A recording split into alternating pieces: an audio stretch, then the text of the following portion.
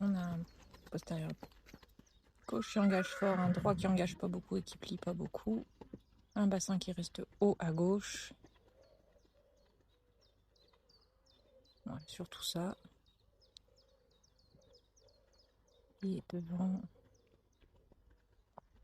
un genou gauche qui monte beaucoup plus que le genou droit, un antérieur droit qui croise un peu devant le gauche. Et c'est un cheval qui est décrit comme pliant fort à droite et s'échappant sur son cercle à gauche, il charge trop son épaule gauche. Donc là, effectivement, on a une épaule gauche qui est très raide et droite trop mobile. Chez ce cheval, il y a aussi une pousse des sabots qui est assez différente d'un pied à l'autre et qui explique cette locomotion. Sur cet antérieur droit, vous voyez qu'on a un talon droit externe qui est beaucoup plus petit que l'interne, ce qui amène le fer à tourner. Vous voyez que la couverture à gauche est plus importante qu'à droite pour le talon gauche, hein, donc c'est à droite de l'image.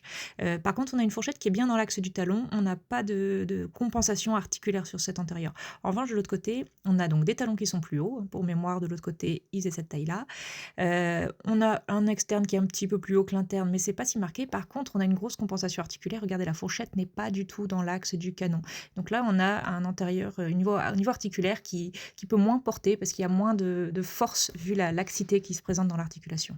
Au niveau des postérieurs, on a un peu la même chose, avec un postérieur gauche qui est plus laxe, on a à nouveau cet angle fourchette-canon qui est pas pareil, et un extérieur qui est plus évasé, et même un pied qui casse à l'extérieur. C'était le postérieur qui était plus raide et qui semblait engager fort mais ne pas pousser. Celui-là, il a plus de stabilité, on a une petite asymétrie mais qui est beaucoup moins forte, et l'amplitude est plus correcte. C'est le postérieur qui engageait mieux, pliait un petit peu moins, mais qui permettait de donner de la stabilité finalement au cheval.